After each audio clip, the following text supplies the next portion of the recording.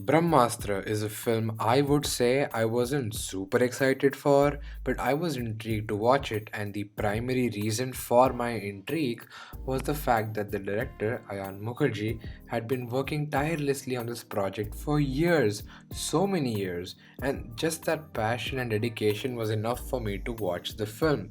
Plus, I like Wake Up Sid and Ye Jawani Hai Diwani, so this is a director who I can put my faith in. And I know I'm late to the party, but I have now finally seen his passion project Brahmastra Part 1 Shiva, and what do I think about it? Well, I'd certainly say that I liked it. As a film, I think it's pretty good, but let's talk about it in detail because I have lots to talk about regarding this film. Also, spoiler warning because I will be going as in depth as I can. So, first, let's get to the concept. This is no ordinary special effects movie. This is Ayan starting his own new fantasy universe called the Astraverse. And so, not only does the film have the responsibility of being a good film individually, but also to set up a whole new universe of fantastical characters and powers and weapons, which is most certainly admirable and no easy feat to achieve. The actual plot of Brahmastra is nothing we haven't seen before in many popular Hollywood movies such as Harry Potter, Star Wars, The Lion King, Matrix, Lord of the Rings, which Ayan has stated as major sources of inspiration. And I mean, I get it.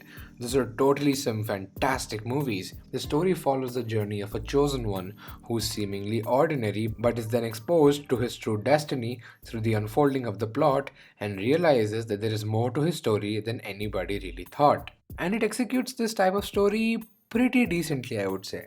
But the problem is that I wasn't really invested in the characters as much as I would have liked to.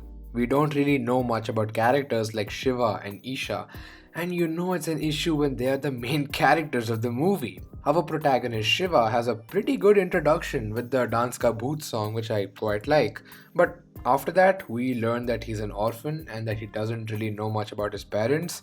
And especially with the revelation of his parents' greater purpose, it would have really hit me if he cared more about them and not having them in his life.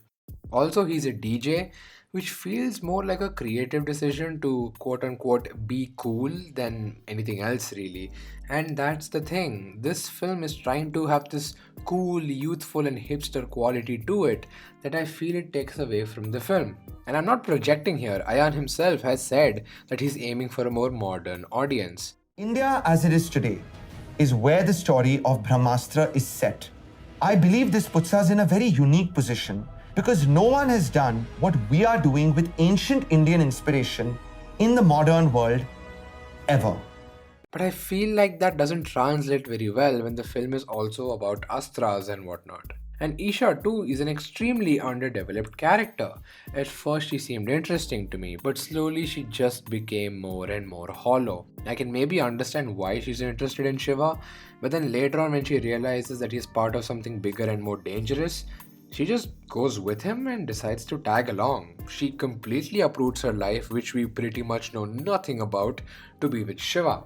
Problem is that she's known him for just one night, and to a normal person, this would have completely terrified them. But Isha just kind of goes along with it. The length she goes to for this one man who loves her, but in reality has known only for a few days, is too unbelievable for me. And I know movies are about suspending disbelief, but it's a little too difficult for me to buy any of this. And the reason this flaw is vital is because the entire theme of the movie is about love and how it transcends all boundaries. But when the love story itself is weak, then it doesn't really hit. And another flaw of the movie that I'm sure the entire internet has already pointed out are the dialogues. They're not terrible, I would say, but they're not really good. It's a Hindi movie, but the dialogues feel like a weird mix of Hindi and English. And not that other Hindi movies haven't achieved a perfect balance, but the fact that it feels like it's lacking an essential Indian identity is what's a little bothersome. Plus, the film partly feels like an Amma Chitrakatha tale with its rich folklore, but it contrasts with the modern setting that Ayan has aimed for here. That's why a lot of the dialogues don't really mesh well with the ancient chantings of the Astras. And also, Isha repeatedly screaming Shiva's name certainly got a little annoying after a point. The opening of the film, too, despite boasting some fantastic animation, is just a lecture about the Astras and becomes an empty exposition dump. Now, I don't know if Ayan was going for a more fairy tale like approach, but it did not work as well as it should have. I feel like we, the audience, learning and discovering about the Astraverse with Shiva would have made for a much more immersive experience, as instead of it being told to us directly, we could let the events unfold and piece the puzzle ourselves, making us a more active viewer rather than a passive one, while also resonating more with Shiva as a character. I will say the surprisingly short roles of Shah Rukh Khan and Nagarjuna were nice additions, but it's weird to think about the fact that our connection to these characters solely rises from their public image as actors and not their actual characters. Like, to me, an Indian who has been exposed to their films, I can somewhat care about those characters, but to someone who maybe doesn't know who they are or their public significance, probably may not be as invested as I was. And I thought that it was an odd choice to repeatedly call them scientists and artists. Like, they have names, just call them that. But otherwise, I liked Nagarjuna as Nandi Astra. He really felt like this big brother and loyal protector who would really do anything to fulfill his duty.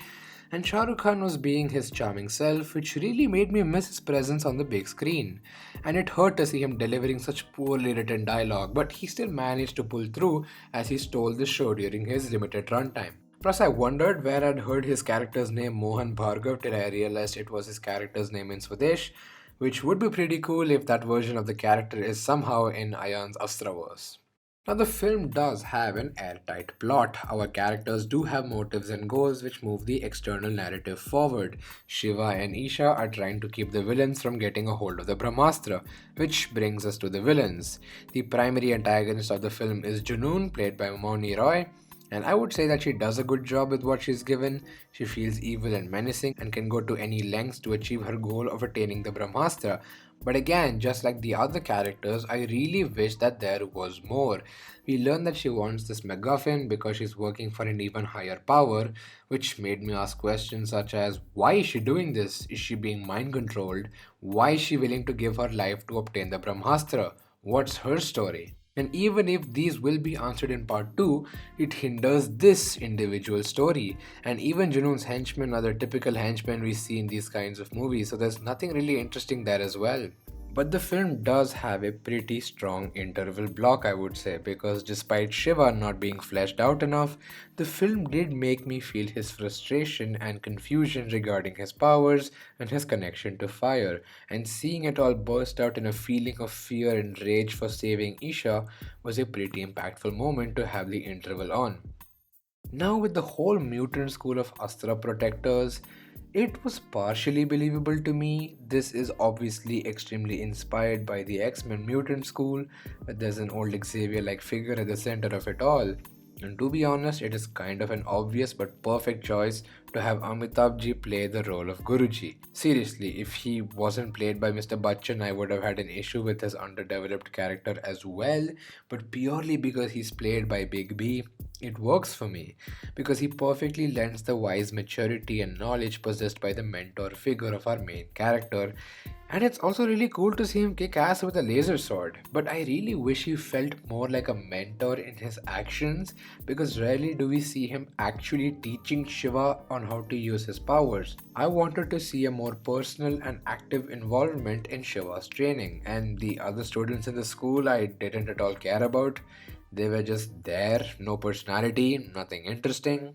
Even with the revelation of Shiva's parents being two powerful beings, his father Dev being the main bad guy of this whole story, despite it being a classic trope I've seen in countless other films that Ayan is inspired by, I never really felt it because I feel like Shiva did not express enough longing to really know his parents. Maybe if I'd seen more of Shiva expressing interest in who his parents could have been, then maybe it would have hit me more. On top of that, I feel like the structure of the scenes was pretty off. For example, one instance would be when Shiva needs training, Isha is sent away temporarily because he could hurt her with his powers that need controlling, which makes sense. But then she is attacked over there and is sent back upon realizing that Shiva needs Isha to grow really strong, which is also kind of related to the film's theme. But this just felt so odd in terms of the story structure. Like, what was really the point of sending her away and bringing her back? Like what was even going on there? And despite all this criticism, I still like the film. To start off, this film aims to dazzle you with its impressive special effects, and dazzle me it did. In many sequences, seeing how sound and color go hand in hand to create inventive imagery on screen was impressive.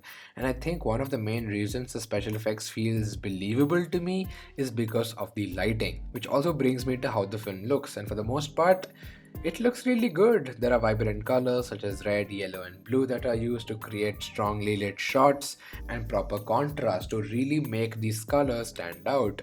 Plus, even the artificial backgrounds rarely ever feel artificial to me, and for the most part, really made me believe where our characters were situated. I also like the music. Dance Ka Bhoot serves as a decently good introduction to our protagonist and his eccentricity, and Kesaria serves to progress the underdeveloped romance despite feeling tonally misplaced. Plus, the love story line is the least of my concerns when the film has many other problems. Plus, Shiva's theme really packs that punch of just how strong he is and how powerful he continues to grow. I only take issue with the fact of just how loud and overbearing the score is. I feel like the score is trying to make me feel so much by dialing the sound to 11 that eventually I end up feeling very little. It just kicked into overdrive and I felt pretty exhausted. Some of the action sequences are pretty inventive and make for a couple thrilling scenes. But what irked me is how these powerful beings can die just by getting shot by a bullet. It kind of renders the whole point of them being super strong pointless. And the ending sort of worked for me. Despite the film already feeling extremely lengthy at this point, seeing Shiva go all out Super Saiyan Ultra Instinct mode was pretty cool, but essentially, the way the theme of the film is communicated is just weak. The film's theme is about how love is the most powerful astra of them all, enough to contain even the most powerful Brahmastra. But this is communicated to us by Amitji's voiceover.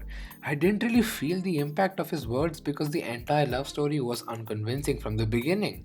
The leads do their best and they have some form of chemistry, maybe because they're married, but it wasn't enough to cover for the lackluster writing. I wanted more show don't tell moments, but there simply wasn't enough. Just like this film, I wouldn't say I'm particularly excited for part 2, but I'm certainly looking forward to seeing what Ayan does in the next part of his much awaited trilogy of movies. But in the end, despite all of its strengths and weaknesses, I'm really glad that Brahmastra exists. And I really respect the man himself, Ayan Mukherjee, for attempting to create his own fantasy universe. And it's something that's definitely not easy. And it shows from watching this movie. Every action scene, every dialogue, it's all unapologetically Ayan. It's his movie, his hopefully uncompromised vision. I can know and tell that this man and his team and cast and crew have worked their asses off to deliver this movie to us. And it certainly is an escapist movie where there are big stars and lots of special effects that provide this larger than life experience. And I'm also really glad to see Ayan really listening to the audience and trying to see where the film went right and where it went wrong so that he can make the sequels even better. And that's really admirable. Brahmastra Part 1 Shiva is a good but extremely flawed film, but it really deserves to be watched on the big screen. I love it for its scale and vision, but I also have a couple of problems with the film. Here's to hoping that Part 2 and 3 are better because I can trust the vision of Ayan Mukherjee. Thank you so much for watching this video. Like, share, subscribe. The channel has been doing really well lately, and that really makes me happy. So, thank you and keep on supporting the channel.